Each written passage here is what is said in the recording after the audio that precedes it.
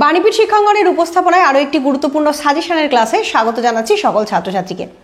আজকের সাজেশনটা তাদের জন্য গুরুত্বপূর্ণ যারা ক্যালকাটা ইউনিভার্সিটি 4th সেমিস্টারের স্টুডেন্ট এবং তোমরা যারা খুব শীঘ্রই বাংলা অনার্সের পরীক্ষা দেবে। তোমরা জানো তোমাদের 4-4টে পেপার রয়েছে এবং প্রত্যেকটা পেপার ইভেন্ট গুরুত্বপূর্ণ। আজকে আমি সেখান থেকে CC 8 পেপারটা সাজেশন শেয়ার করব।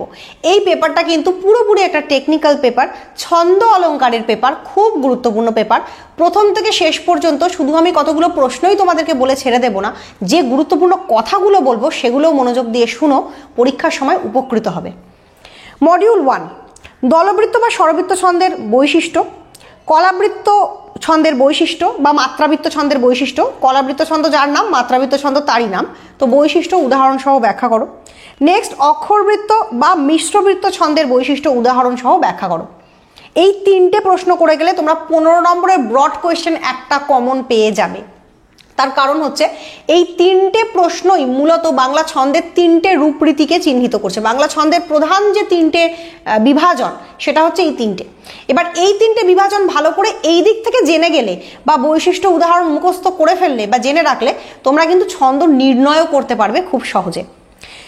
টিকার জন্য তোমরা করবে দল বা অক্ষর, কলা বা মাত্রা, জ্যোতিলোপ, পর্ব, পংক্তি বা চরণ, ছত্র, পদ, শাসাঘাত, মিল, লয় এবং জ্যোতি। অ্যাকচুয়ালি এই বিষয়গুলো না জানলে তোমরা ছন্দ নির্ণয়ই করতে পারবে না।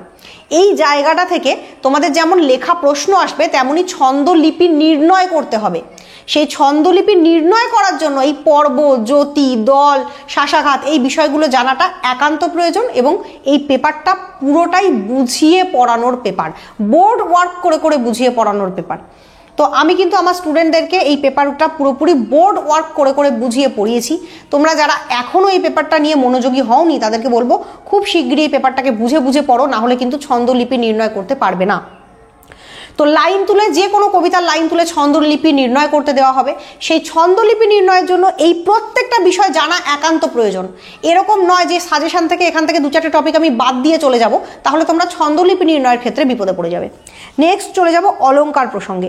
তো এই প্রশ্নগুলো বলতে বলতে একটা গুরুত্বপূর্ণ কথা বলে রাখি, সেটা হলো যে তোমরা অনেকেই কিন্তু এই পরীক্ষার মুখে এসে আমাকে ফোন করছো এবং জানাচ্ছ যে তোমাদের প্রিপারেশন ভালো হয়নি, অনেকে নোট চেয়ে ফোন করছো, অনেকে আবার এই শেষ মুহূর্তে আমার কাছে ভর্তি হতে চাইছো অনলাইন বা অফলাইন ক্লাসে। তাদের জন্য বলছি, সেশনের শুরু থেকে ভর্তি হলে আমার জন্য পড়ানোটা অনেক সুবিধাজনক হয়। তার কারণ আমি কিন্তু প্রত্যেকটা টেক্সট বেশিরভাগই লাইন ধরে ধরে এবং টেক্সট ধরে ধরে বুঝিয়ে পড়াই। তো যেহেতু আমি টেক্সট ধরে ধরে বুঝিয়ে পড়াই, সেহেতু এই শেষ মুহূর্তে আমার পক্ষে তো আর এতগুলো টেক্সট নতুন করে বোঝানো সম্ভব না। তো সেই জন্য আমি তোমাদেরকে তেমনভাবে সাহায্য করতে পারছি না। আমাদের বাণীপীঠ শিক্ষাঙ্গনের তরফ থেকে অনলাইন এবং অফলাইন ক্লাসেস প্রোভাইড করা হয়। তোমরা যারা সেই ক্লাসগুলোতে যুক্ত হতে চাও তারা একটু ডিটেলসটা মনোযোগ দিয়ে শুনে নাও। আমাদের অফলাইন ক্লাস রয়েছে হাওড়া জেলার জগৎবল্লভপুরে এবং খুব তাড়াতাড়ি আমাদের আরেকটি অফলাইন ক্লাস আমরা ওপেন করতে চলেছি কলকাতার কলেজ স্ট্রিটে। প্রপার কলকাতার কলেজ স্ট্রিটের মধ্যে কিন্তু তোমরা আমাদেরকে পেয়ে যাবে। সেখানে আমি সরাসরি উপস্থিত থেকে তোমাদের ক্লাস নেব, বিষয়ভিত্তিক সবকিছু বুঝিয়ে বুঝিয়ে পড়াবো, প্রোভাইড করব খুব সহজ সরল ভাষায় লেখা উন্নত মানের নোটস এবং অবশ্যই পরীক্ষার আগে গুরুত্বপূর্ণ সাজেশনস দেব। তো তোমরা যারা আমার কাছে এসে আমার সঙ্গে ক্লাস করতে চাইছো দীর্ঘদিন ধরে, তাদের জন্য খুব সুখবর, কলেজ স্ট্রিটে আমাদের নতুন ব্যাচ ওপেন হচ্ছে। তোমরা অবশ্যই নিচে দেওয়া নাম্বারে কন্ট্যাক্ট করে 5th সেমিস্টারে ভর্তি হওয়ার জন্য নাম লিখিয়ে রাখো। অলরেডি কিন্তু আমাদের নাম এনরোলমেন্ট করা শুরু হয়ে গেছে।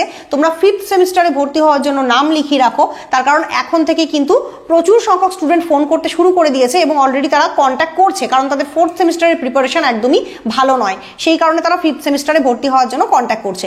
তো পিছিয়ে থেকো না, এগিয়ে আসো এবং নিজের অনার্স পড়ার অভিজ্ঞতাটাকে আরো সুন্দর করে তোলো।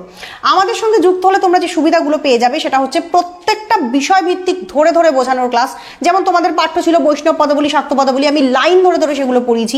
পরবর্তীকালে তোমাদের যে কবিতাগুলো পাঠ্য থাকবে, বড় বড় যে কাব্যগুলো পাঠ্য থাকবে, সেগুলোও আমি লাইন ধরে ধরে পড়াবো। যে কোনো গল্প উপন্যাসের বোর্ড ওয়ার্ক করে করে ক্লাস হবে এবং প্রত্যেকটা চরিত্র, প্রত্যেকটা বিষয় তোমাদেরকে এমনভাবে বোঝানো হবে যাতে করে নোটস মুখস্থ না থাকলেও তোমরা পরীক্ষার হলে গিয়ে নিজেরাই লিখে দিতে পারো। এই ভাষাগত দক্ষতাটাই দরকার একটা বাংলার স্টুডেন্টের জন্য, সেটা আমরা দায়িত্ব নিয়ে তৈরি করে দেবো তোমাদের মধ্যে। তো অবশ্যই নিজের অনার্স পড়ার অভিজ্ঞতাটাকে সুন্দর করে তোলার জন্য এবং প্রকৃত জ্ঞান গ্রহণ করার জন্য যুক্ত হও বাণীপীঠ শিক্ষাঙ্গনের সঙ্গে। আর যারা পশ্চিমবঙ্গের বিভিন্ন প্রান্তে প্রান্তরে ছড়িয়ে রয়েছে, দূর দূরান্তের ছাত্রছাত্রী রয়েছে, তাদের জন্য অলওয়েজ আমাদের অনলাইন ক্লাসেসের সুবিধা রয়েছে, যেখানে তোমরা বাড়িতে বসে সরাসরি লাইভ ক্লাসের মাধ্যমে আমাকে দেখে আমার সঙ্গে ক্লাস করতে পারো, যে কোনো প্রশ্ন জিজ্ঞেস করে তার উত্তর পেতে পারো, ডাউট ক্লিয়ার করতে পারো এবং অবশ্যই পেয়ে যাবে নোটসপত্র এবং সাজেশনস। তো তাড়াতাড়ি যোগাযোগ করো নিচে দেওয়া নাম্বারে। অনলাইন এবং অফলাইন দুটো মোডেই ক্লাস করার জন্য দুটো মোডেই কিন্তু আমাদের নাম লেখানো শুরু হয়ে গেছে। আর আরেকটা গুরুত্বপূর্ণ কথা এই যে অনেকেই যারা মনে করছো যে অফলাইন ক্লাসে কারোর সামনে গিয়ে বসে পড়লেই তোমাদের পড়ার অভিজ্ঞতাটা ভালো হবে, অনলাইন ক্লাসটা খুব একটা ভালো হবে না, তাদের জন্য বলছি এই এআই এর যুগে প্রত্যেকেই কিন্তু এখন অনলাইন বা প্রযুক্তির ওপর নির্ভরশীল।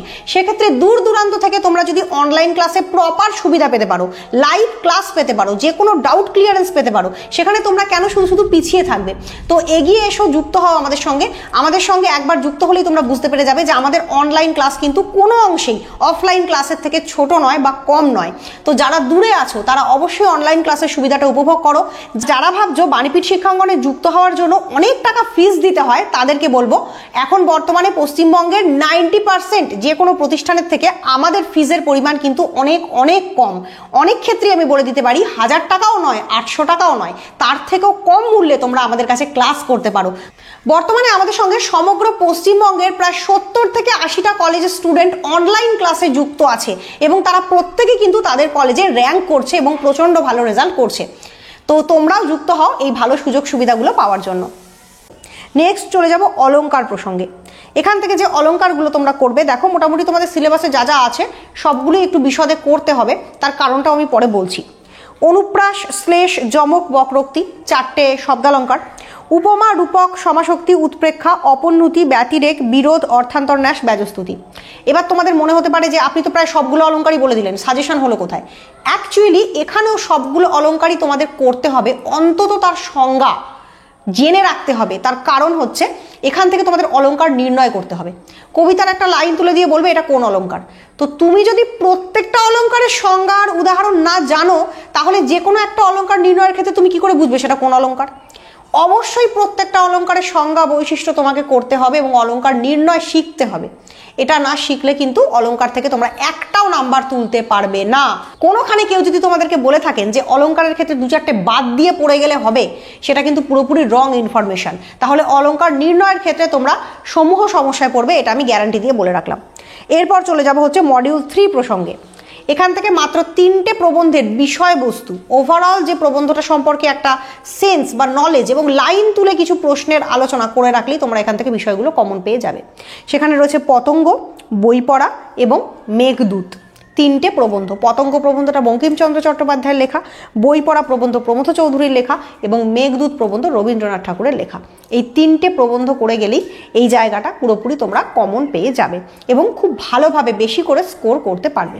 এবার এই প্রবন্ধের জায়গাটা থেকে বলি, এখান থেকে যে 5 নম্বরের প্রশ্ন আসবে বা 1 নম্বরের সংক্ষিপ্ত লাইন তুলে প্রশ্ন আসবে, তার জন্য কিন্তু তোমাদেরকে টেক্সটগুলো খুব ভালো করে খুঁটিয়ে পড়ে রাখতে হবে। সেক্ষেত্রে কিন্তু 4টে টেক্সটই পড়বে, শুধুমাত্র 3টে টেক্সট পড়বে না, 4টেই পড়বে। লাইন তুলে তুলে শর্ট কোশ্চেনগুলো খুঁটিয়ে খুঁটিয়ে দেখে পড়বে। তো আজকের সাজেশনের ক্লাসটা এখানেই শেষ করলাম। ধন্যবাদ সবাইকে।